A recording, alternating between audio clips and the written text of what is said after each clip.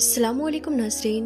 प्यारे नाज़रीन, गुजरात के गोधरा कांड में एक हिंदू लड़की गलती से रात के अंधेरे में एक मस्जिद में दाखिल हो गई।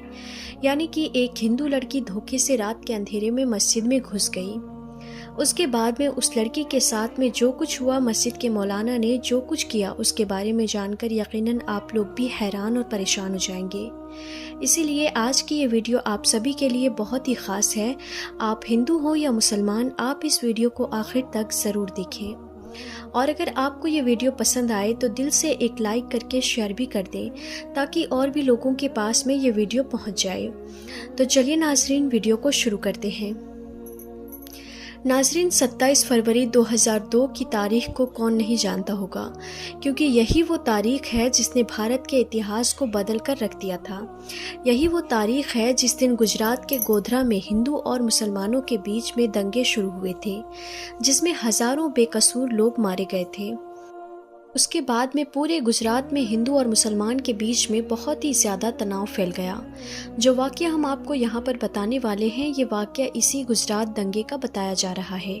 कहा जाता है कि 27 फरवरी 2002 को दिन में एक ट्रेन में आग लगने की वजह से हिंदू और मुसलमानों के बीच में लड़ाई होनी शुरू हो गई थी, जो रात तक बढ़ते बढ़ते बहुत ही ज़्यादा बढ़ गई।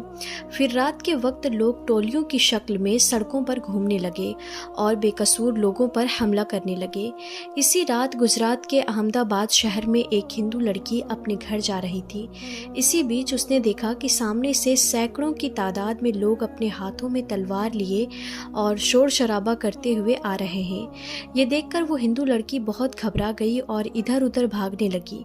वो बहुत से घरों के दरवाज़ों पर गई, मगर ऐसे हालात में किसी ने भी अपने घर का दरवाज़ा नहीं खोला। ऐसे वक्त में वो लड़की बहुत ही ज़्यादा डर गई थी। फिर वो भागते भागते हड़बड़ाहट में एक मस्जिद में दाखिल हो गई। यानी कि वो धोखे से एक मस्जिद में घुस गई और एक कोने में छुप कर खड़ी हो गई। मस्जिद में दाखिल होने के बाद में उस हिंदू लड़की ने देखा कि मस्जिद के दूसरे कोने में एक जवान मौलवी बैठा हुआ कुरान पाक की तिलावत कर रहा है। यानी कि चिराग की रोशनी में एक मौलाना कुरान पाक पढ़ रहा है। मौलाना को देखकर फिर वो हिंदू लड़की उनके पास गई और उनको बाहर का सारा माजरा बताया। यानी कि उस मौलवी को सब कुछ बता दिया कि वो ऐसे ऐसे अपने घर को जा रही थी, मगर उसके सामने दंगाई आ गए, इसीलिए वो डर के मारे यहाँ पर आकर छुप गई है। फिर वो लड़की मौलाना के सामने हाथ जोड़कर कहने लगी कि आप मुझको बचा लीजिए, आप मेरी हिफाजत कीजिए। अगर मैं इस वक्त यहाँ से बाहर गई तो बाहर खड़े दंगाई मुझको मार डालेंगे।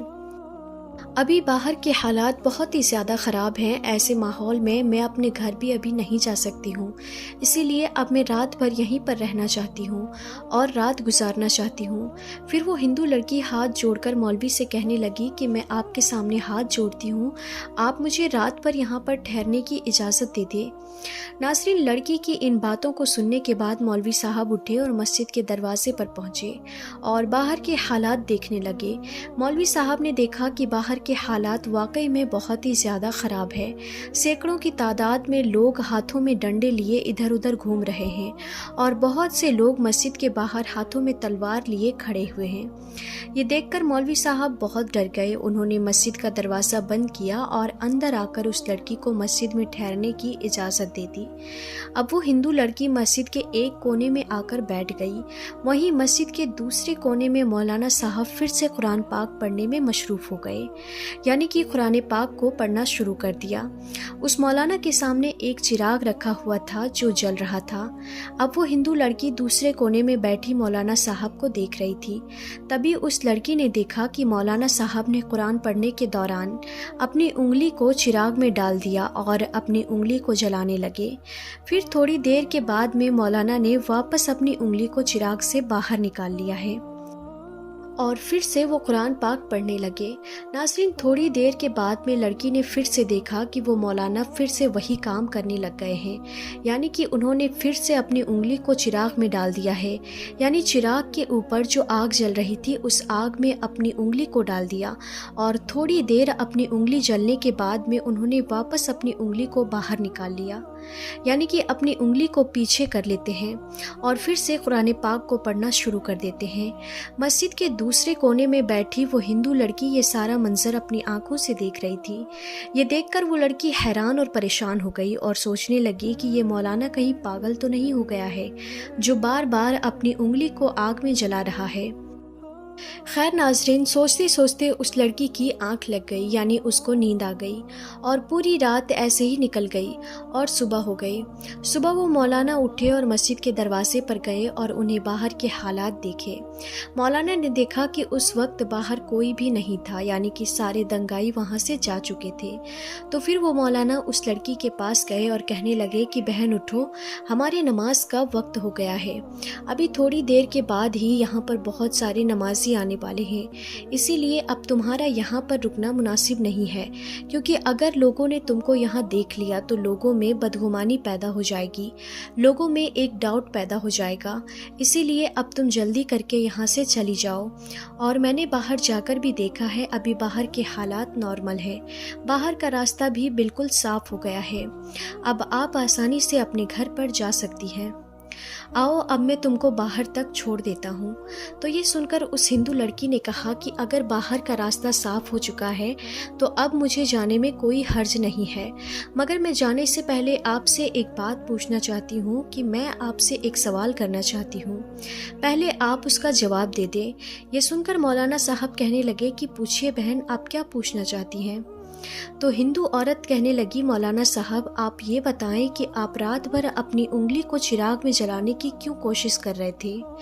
تو یہ سن کر مولانا صاحب کہنے لگے کہ بہن اس کے بارے میں آپ نہ ہی پوچھیں تو اچھا ہے، کیونکہ یہ میرا ذاتی معاملہ ہے، اسی لیے میں اس کے بارے میں آپ کو نہیں بتا سکتا۔ تو یہ سن کر وہ ہندو لڑکی کہنے لگی جب تک آپ مجھے اس کے بارے میں نہیں بتائیں گے تب تک میں یہاں سے نہیں جاؤں گی، اسی لیے پھر مولانا صاحب کو اس کے بارے میں مجبوراً بتانا پڑا۔ پھر وہ مولوی صاحب کہنے لگے دیکھو بہن، بات دراصل یہ ہے کہ جب تم رات کے وقت یہاں پر آئی تھی تو تمہاری خوبصورتی کو دیکھ کر شیطان نے مجھ کو بھڑکانا شروع کر دیا تھا، اسی لیے پھر میرے دل میں نفسانی خواہش پڑنے لگی تھی، یعنی کہ تم کو دیکھ کر میرے دماغ میں غلط اور گندے گندے خیال آنے لگے تھے اور وہ مجھ کو بے چین کرنے لگے تھے، اسی لیے فوراً میرے دل نے مجھ سے کہا کہ اگر تم برا کام کرو گے، اگر تم غلط کام کرو گے تو کل قیامت کے دن تجھے جہنم کی آگ میں جلنا پڑے گا، جو اس دنیا کی آگ سے 70 گنا زیادہ بھینکر ہوگی، اسی لیے پہلے تم اس دنیا کی آگ کا مزہ چکھ لو۔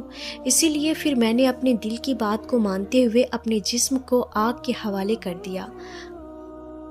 اسی وجہ سے رات میں جب جب میرے دماغ میں غلط اور گندے خیال آئے تب میں نے اپنے نفس کو آگ کے حوالے کر دیا اور نفس کو آگ کا مزہ چکھاتا رہا۔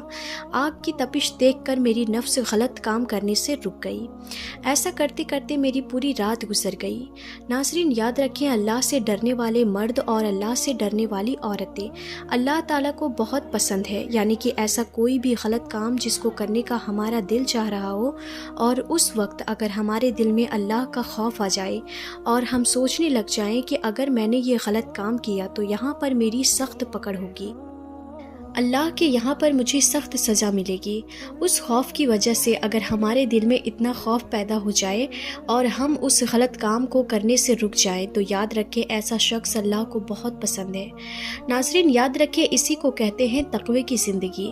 اسی طرح سے لذتوں اور خواہشوں سے ہمیں اپنے آپ کو روکنا چاہیے، مگر آج کل تو لوگ گناہ اور غلط کام کرنے کے موقع تلاش کرتے رہتے ہیں۔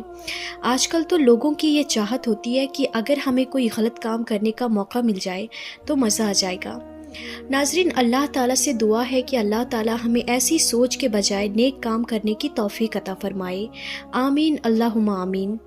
ناظرین اگر آپ کو یہ ویڈیو پسند آئے تو آپ اس ویڈیو کو ضرور شیئر کریں اور اپنے قریبی دوستوں تک ثواب کی نیت سے اس ویڈیو کو شیئر کریں۔ ملتے ہیں پھر ایک نئی ویڈیو کے ساتھ، تب تک کے لیے خدا حافظ۔